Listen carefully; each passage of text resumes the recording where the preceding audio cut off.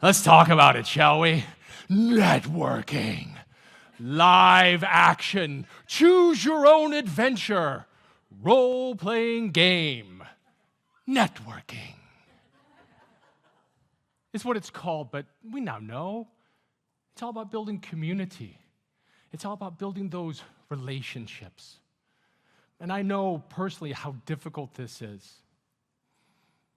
See, I'm an immigrant. I moved to this country. I didn't speak the language. I moved from the Netherlands to the United States. And when I say the United States, what I really mean is Kansas. Feel my pain.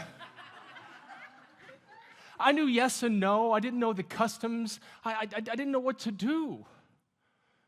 But as an immigrant, you learn how to assimilate. You learn how to adapt, how to mold, how to shape. But I did that very, very quickly. And my whole life, I've done it pretty well. In addition to that, there's a few other things that have shaped me. My time in the Marine Corps taught me the altruistic mindset. My time in the restaurant industry taught me that it's not us versus them. No, front of the house, back of the house, we're in this thing together. The customer's the enemy.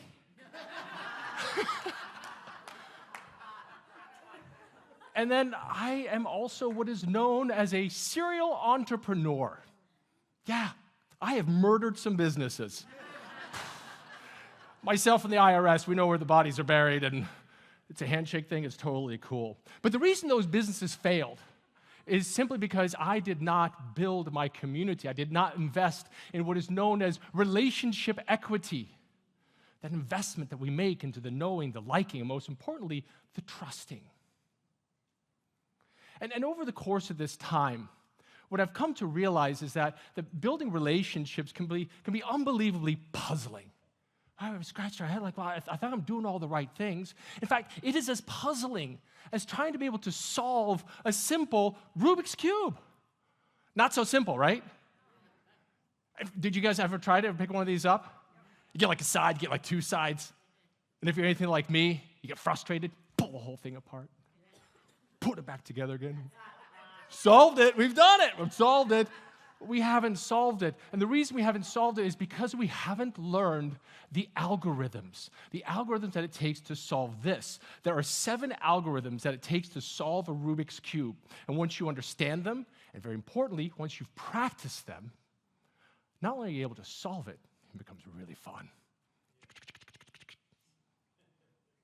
Networking is very much the same. And here's the great news. There aren't 7 algorithms. In fact, there's only 3. There's 3 algorithms to solving the relationship puzzle.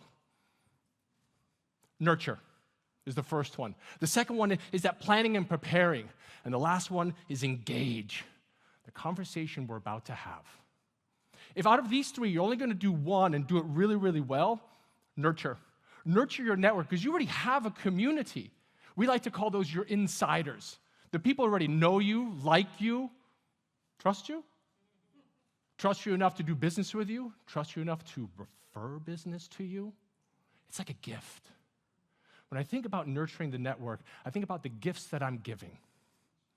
And here's the great news about gifts. They don't need to be grandiose. They don't need to have it in a box with a ribbon on top. The person opens up like, ooh, did you go to Hillsburg's? It's simple. In fact, let's do it right now. I want you to think about somebody in your life. Somebody in your life who's championed you.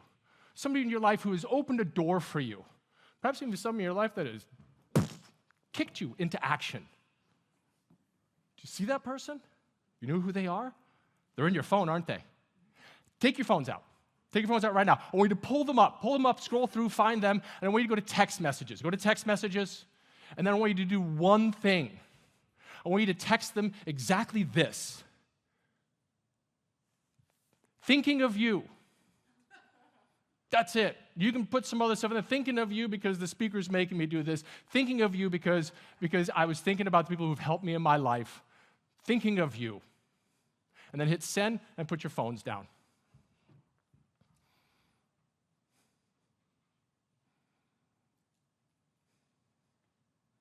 Thinking of you. That person is receiving that text message, and statistically, in the next 60 seconds, they're going to open it and look at it. In the next 60 seconds, all around this country, people are going to get flooded with the neurochemical dopamine. Oh, that feels so good. Do you know where else dopamine shows up? Sex. Sex is another place where dopamine shows up. And here's the great news about sending a simple text message. You're not getting anybody pregnant. But you are growing a relationship. You're making a small investment in relationship equity. And the thing to understand about relationship equity, it's like a bucket that we put things into, and the bottom of the bucket is a hole, which means that it's constantly running out, which means that I'm not continuing to invest in that relationship and doing those little tiny things if I'm thinking of you, and there's a lot of things we can do, but it's going to run dry. Invest in relationship equity, and you'll be able to see your relationships grow. Nurture. The thing that Elise taught me is that if you're going to spend 4 hours a week intentionally networking, 3 hours should be spent nurturing your network, which means that this took about a minute, means you can do about 180 of these a week. Not feasible, by the way, don't do that. But it's something you should be doing on a regular basis. Let's move to the next thing. Let's talk about planning and preparing. Because if you're anything like me and Elise, we used to have hope as a plan. Hope I talk to the right person. I hope I have the right conversation. I hope they do business with me. Which, if that is your goal, going to a networking event, that somebody buys something from you, you're in for a lifetime of disappointment. Because that kind of a mindset is the same as going out on a night on the town with your friends, going to go out and find me a life partner. Not how it works. Even with all the dating apps that are out there, more people find connections through people who introduce them. So in the planning and preparing, we break it down to 3 levels. We have low stakes, medium stakes, and high stakes. In the low stakes networking events that we go to, our buyer, our ideal client's not going to be there, but you are. And you're going to show up with one specific intention: to listen, to understand, and to think about who in my network can I make this connection to. Because as soon as you do that, they have one thing in common, and that's you. That's really where that investment comes in. And then don't do this. Don't come up the next day like, so yeah, I made that introduction. When are you going to do some business with me? This is a long game, everybody. You do it selflessly. Let's talk about the high-stakes one for just a moment. In the high-stakes networking opportunities, in the planning and preparing, we do the research. If you're on Meetup, sign in, and oftentimes you're able to see the entire list of people that are there. Start looking at who is attending, compare it next to LinkedIn, do the cross-comparison, and get intentional about who it is that you want to meet, who it is you want to have a conversation with. And then do this. You're going to get some pushback here. I can feel it already. You're going to show up early. I know you're thinking, like, well, I like to be fashionably late. I like to be fashionably anxious. Showing up early is a beautiful thing because you get there 15, 30 minutes early. The event staff is still setting up that desk. They're likely volunteers. In sales, we call them the gatekeepers. And you step in and be like, hey, how you doing? I know I'm like super early. It's part of my strategy for networking to overcome anxiety. So here I am. What can I do? What can I do to help you? In order to find yourself is to lose yourself in the service of others. Mahatma Gandhi, he knew something about service. And here's the other beautiful thing, is you've shown up early. 9 times out of 10, they'll be like, we're good, thanks so much. Like, cool, I'm just going to be hanging out here. And then the event starts. And this is the analogy of the positive side of a frog in a slowly boiling pot of water. We all know this analogy, right? The frog stays in it because he can't tell that the temperature's increasing. Well, because you're that frog and that water is cool when you show up because there's nobody else in the room, as people start to show up, you've already anchored yourself and it becomes easy. And during that time, because you have an intention, I want to talk to that person. You are able to approach them, have that conversation, and then you give yourself permission to leave because you've achieved your intention and your goal. Planning and preparing changes the way that you show up to those events. Let's go to the last one. Engaging.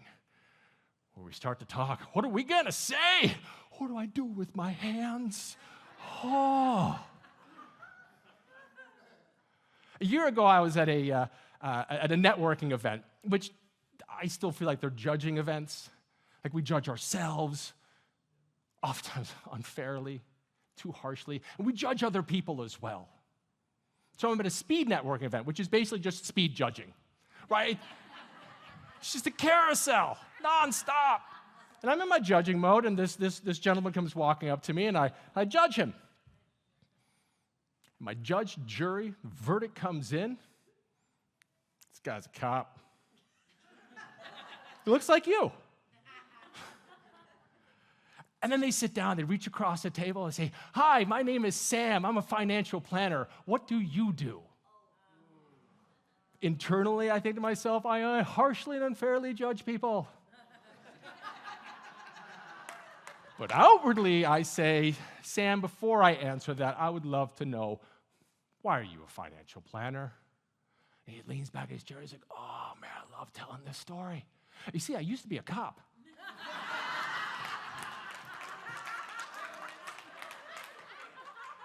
And then Sam proceeds to share the story with me of why he became a financial planner.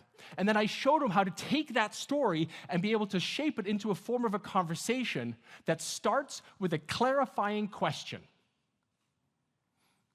I'll show you. You're going to be the networking group. You're going to ask me, "So what do you do?" I'm going to be Sam. And I'm going to show you what I taught Sam to do, and you can take it home and do this yourselves. You guys ready? On the count of three, you're going to ask me, "What do you do?" 1, 2, 3. What do you do? Oh my God, thanks so much for asking that question.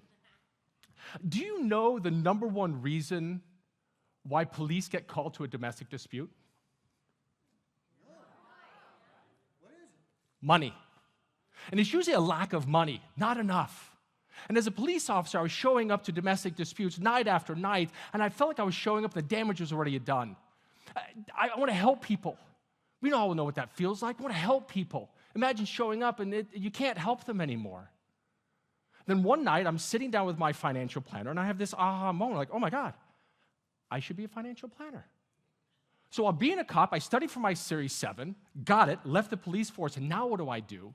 Is I give people financial literacy, and I provide them a life of financial freedom, where they never need to call the police because of a lack of money. Might be for another reason, but it's definitely not a lack of money. How much do you like Sam now? You know him, you like him, you trust him. Trust him enough perhaps to introduce him to somebody within your network. What you do, a lot of people do that. But why you do it is your story. Step into that story. So when somebody asks you, "So what do you do?" ask them a clarifying question, something that gets you to understand where it is that they're coming from, and then share your story. It's not simple. It takes practice, which is where those low-stakes networking events come in. Chance to try your story out. What does it sound like? What does it feel like? What's the shape in my mouth when I say these words? I've given you 3 things that you can do to solve the relationship puzzle that is networking. And they are: engage. And then what do? We practice. Because the more that we practice over and over and time again, I promise you, you will be able to solve the relationship puzzle that is networking. Thank you.